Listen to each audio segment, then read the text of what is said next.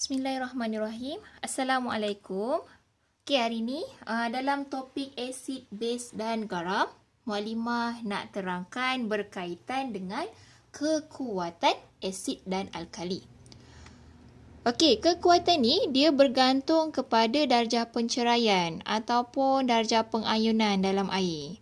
Kadang-kadang buku tulis darjah penceraian, kadang-kadang tulis darjah pengayunan, sama je lah. Okey, basically asid ada dua. Ada asid kuat, ada asid lemah. Alkali pun ada dua. Ada alkali kuat, ada alkali lemah. Jadi, dalam video ni, Muallimah nak cerangkan 4 ni sahaja. Okey, dah ready ke? Okey, baca doa Okey, apakah maksud asid kuat?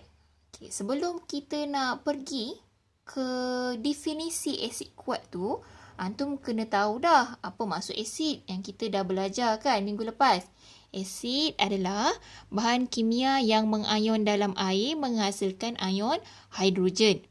Jadi, asid kuat adalah asid yang mengayon lengkap di dalam air untuk menghasilkan kepekatan ayon hidrogen yang tinggi. Macam ni. Kalau asid, dia mengayon dalam air. Kalau asid kuat, dia mengayon juga, tapi mengayon lengkap. Kalau asid, dia menghasilkan ayon hidrogen. Kalau asid kuat, dia menghasilkan ayon hidrogen juga, tapi kepekatan dia tinggi. Sebab dia mengayon lengkap.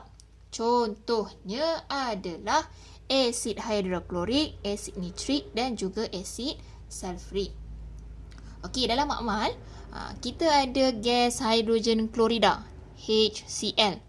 Okay, HCl ni bila dalam bentuk gas bermaksud dia tak ada air. Relax, kering. Tak ada air langsung. Jadi dia wujud dalam bentuk molekul. Bila wujud dalam bentuk molekul, dia adalah neutral yang tidak bercas. Bila kita alirkan gas ni masuk dalam air, apa yang berlaku adalah semua molekul hidrogen klorida ini akan bercerai. Bercerai apa yang bercerai? Yang bercerainya antara hidrogen dan juga klorida. Ion hidrogen dan ion klorida bercerai. Divorce. Dia akan mengayon menjadi ion hidrogen dan juga ion klorida. Semua molekul akan bertukar menjadi ion. That's why lah dia kata mengayon lengkap. Okay, dalam persamaan pengayunan, kita akan guna anak panah begini. Anak panah begini bermaksud semua HCl akan mengayon menjadi ion hidrogen dan juga ion klorida. Okey, faham ke? Okay, next. Asid lemah. Asid lemah adalah asid yang mengayon separa dalam air untuk menghasilkan kepekatan ion hidrogen yang rendah. Kalau asid kan dia mengayon dalam air. Kalau lemah dia mengayon separa je. Kalau asid, dia ada ion hidrogen. Kalau asid lemah, dia ada ion hidrogen tapi kepekatan dia rendah. Contohnya adalah asid etanoik dan juga asid fosforik. Okey, tengok kat sini. Kita ada asid etanoik glacial. Glacial ni maksudnya tak ada air lah. Dia kering. Dalam asid etanoik glacial, dia wujud dalam bentuk molekul. Molekul ni maksudnya neutral, tidak bercas.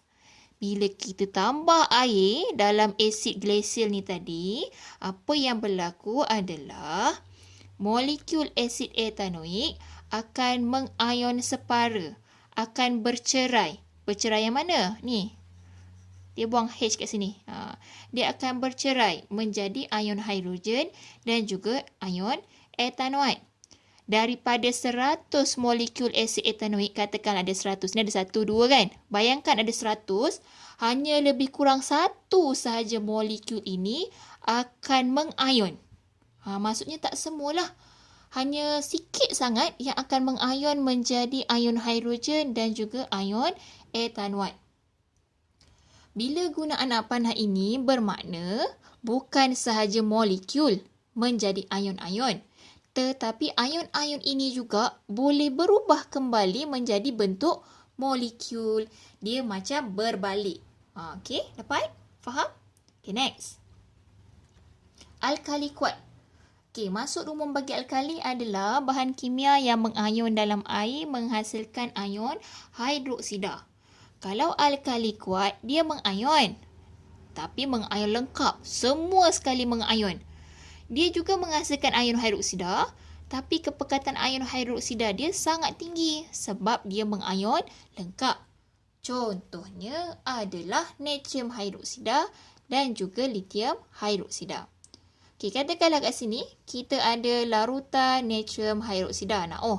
Bila larutan maksudnya ada air lah. Dalam larutan ni, apa yang kita boleh nampak adalah dia ada ayon natrium dan ada ayon hidroksida.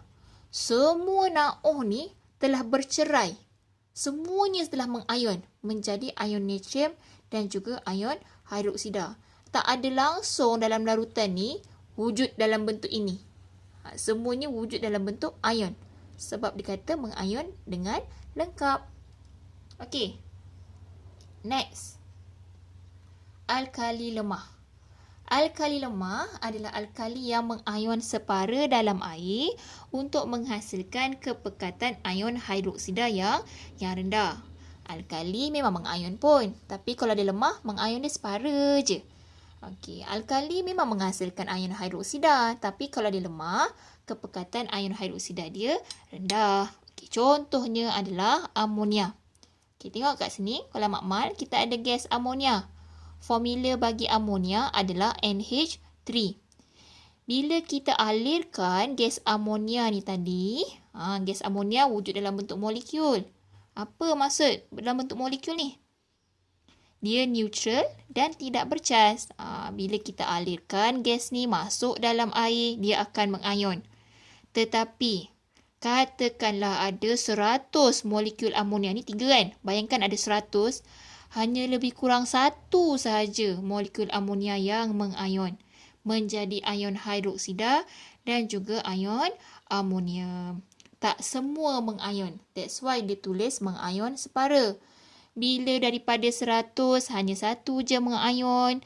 Jadi kepekatan OH- pun rendah.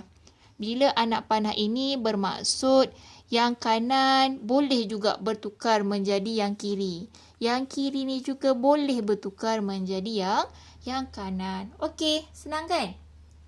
Jangan lupa jawab kuis di bawah. Okey, Assalamualaikum.